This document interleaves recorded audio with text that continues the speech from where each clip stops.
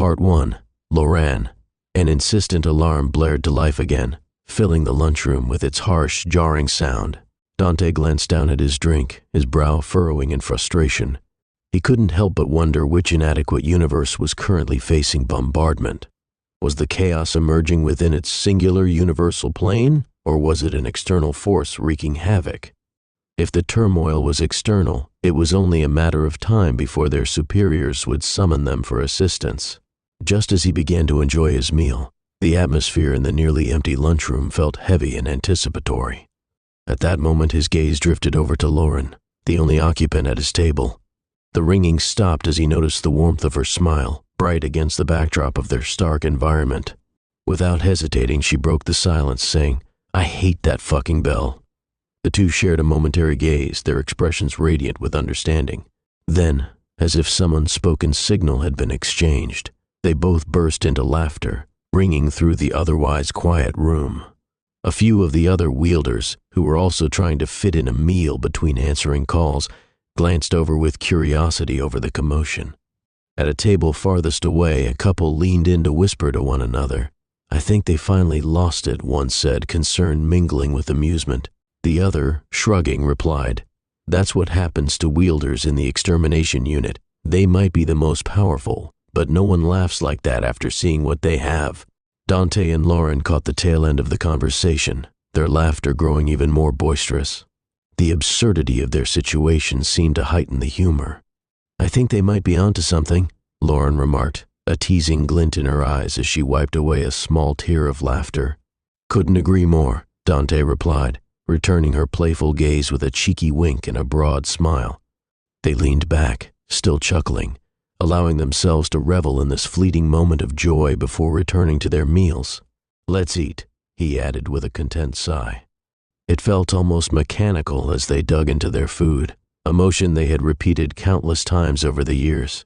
Despite the monotony, they found comfort in it. There was a rhythm to their routine that made the mundane moments worth cherishing. After 5,000 years of existence, it was easy to feel weary of the repetitive nature of life. However, for the last 500 years, he had shared these lunch breaks with her, and her presence turned even the simplest moments into something meaningful. In the quiet between bites, the unspoken words flowed effortlessly between them. "I love you," echoed in their minds, a shared sentiment that filled their hearts with warmth as they silently communicated, and each thought brought smiles. Once they finished eating and prepared to leave, Lauren's chip, implanted when she joined the extermination unit, began to vibrate. It signaled an incoming call, drawing her attention away from the moment they had been sharing. The chip, simply named for its creator, Washu, had become a necessary extension of their lives. Known for her penchant for underwhelming names, Washu had once crafted a door that allowed one to travel anywhere within the vast expanse of the versal plane. Despite the extraordinary technology enabling such feats, she simply called it the door. This was just one example of her tendency to name things straightforwardly. The latest iteration of this remarkable invention was aptly dubbed Door 2, showcasing Washu's timeless simplicity even in the face of advanced innovation. The chip, on which Loran gets the call, is an advanced device designed to seamlessly translate written and spoken words, enabling users to communicate effortlessly. It utilizes audio and video technologies, allowing for real-time interactions that feel natural and fluid. A remarkable feature of the chip is its ability to compensate for mass shifts through a perception translator. This means that when you enter a new universe or environment, the chip adjusts your appearance and manner of speech to match those around you, ensuring that you blend in seamlessly. For instance, in scenarios where inhabitants appear human and converse in English, the chip will adapt your look and speech accordingly, allowing for smooth integration. Conversely, if you were to find yourself in a universe where individuals resemble 10-foot lizard beings and communicate through barks and hisses, the chip would enable you to adopt a similar appearance and form of communication. To the wearer, they would look and speak what they are used to.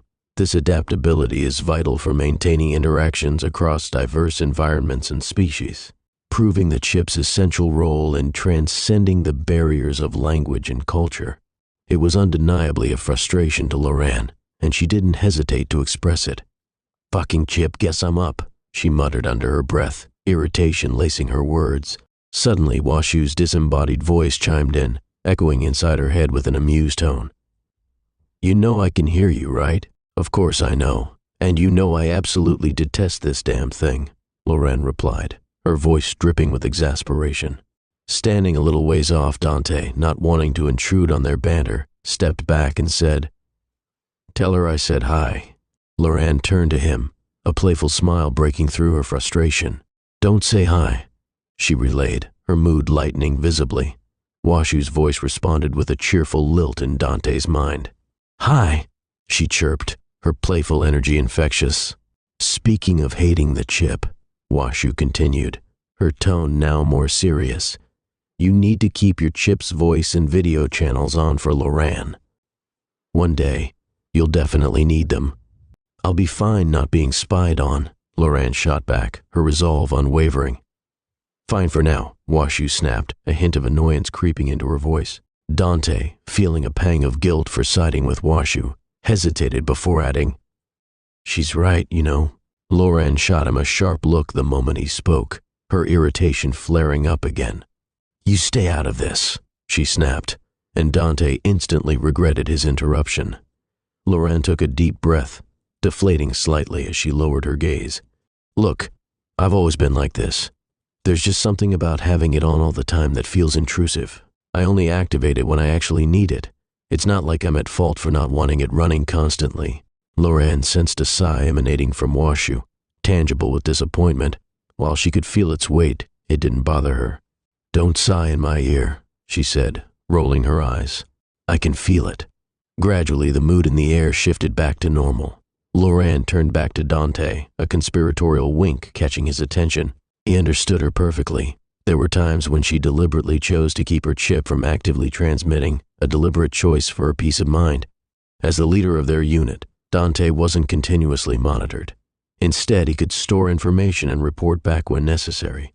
He could even stop recording, a powerful gift Washu had bestowed them. She often regretted it, especially when Loren exploited these features for her privacy. Almost always, Dante's chip was turned off simultaneously with Loren's, a synchronized choice they had made, creating a little bubble of secrecy around them. "Damn kids, always a pain in the ass," Washu mumbled with a smile, her voice rich with affection. She was all too aware of them sneaking off into their own world, but she didn't want to intervene. That was their little secret, and she respected it. "You know I can hear you, right?" Loren retorted, laughter bubbling up as she said it. "Smart ass." Dante grinned, his amusement matching hers at their banter. In perfect synchronicity, Washu echoed the sentiment, and laughter erupted in Loren's mind, sending her into giggles. "Stop it, please, not fair. I'm crying," she managed to splutter between guffaws. The last line completely broke Dante's composure, and soon he was laughing right alongside her, the sound echoing in their heads, weaving a tapestry of joy and connection among the three of them.